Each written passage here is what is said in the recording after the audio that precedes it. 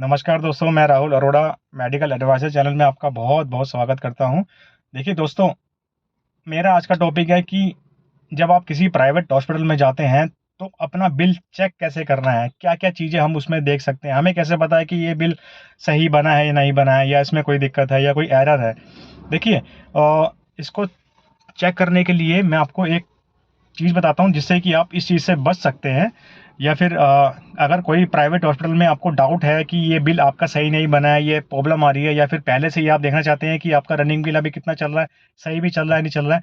देखिए, topic one यानी कि पहला, मैं आपको बताना चाहता हूँ कि जो आपका बिल बन रहा है, मान लीजिए आप किसी प्लान सर्जरी में गए हैं।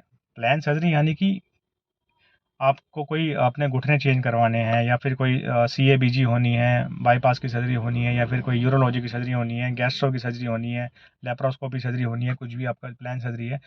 तो इसमें क्या होता है कि सीजीएचएस ने एक पैकेज डिसाइड किया हुआ है। पैकेज यानी कि अगर आपका कोई भी मेजर मेजर सर्जरी है, उसमें एक पैकेज बना हुआ है, यानी कि विद इन अ पैकेज आपको वो सर्जरी करनी पड़ेगी।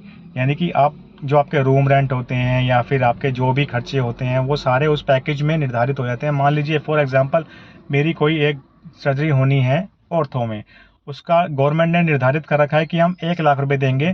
अब आप जो मर्जी खर्चा करो, उसके अंदर ही होना चाहिए। तो आपका जो बिल आएगा उसमें 1 लाख के अंदर ही सारा खर्चा आएगा, 1 लाख में सब कुछ हो जाएगा।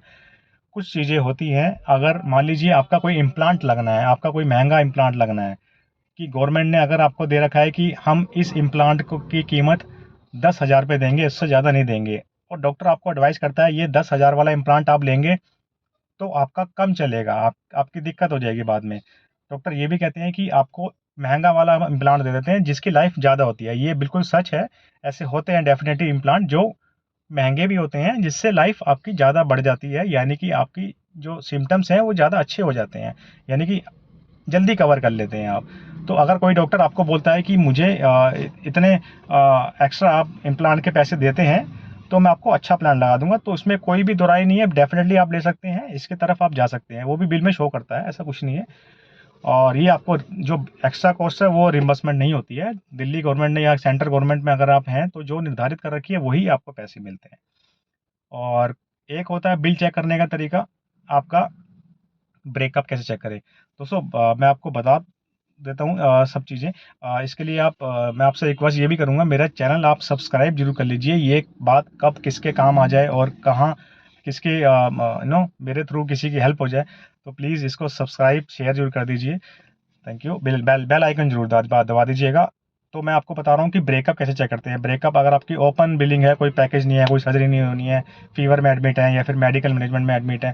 देखिए, सबसे पहले रूम रेंट आपका बिल में लिखा रहता है। रूम रेंट यानी कि आप जिस रूम में रह रहे हैं, ट्विन शेयरिंग है, ट्रिपल शेयरिंग है, सिंगल है, सूट है, डीलक्स है, सबकी एक रूम के चार्जेस होते हैं, वो आप हॉस्पिटल से पता कर सकते हैं। वो रूम आप जितने भी डेज रहेंगे वो रूम इंटू हो जाता है। अगर आप किसी कम कॉस्ट के रूम में रहते हैं तो आपकी जो डॉक्टर के चार्जेस, जो डॉक्टर की जितनी भी कॉस्ट वगैरह सब चीज़ें होती हैं ना, वो कम आती हैं। जैसे जैसे आप ऊपर के रूम में चलते जाते हैं, यानी कि डीलक्स लेंगे, वीआईपी लेंगे, सूट लेंगे, उसमें आपके चार्जेस भी बढ़ते रहते हैं।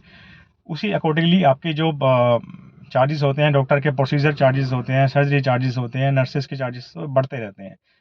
तो बेसिकली मैं एडवाइस यही करूँगा कि सबसे पहले आप रूम का चार्जेस आप देख लीजिए कितने दिन आप रहे हैं।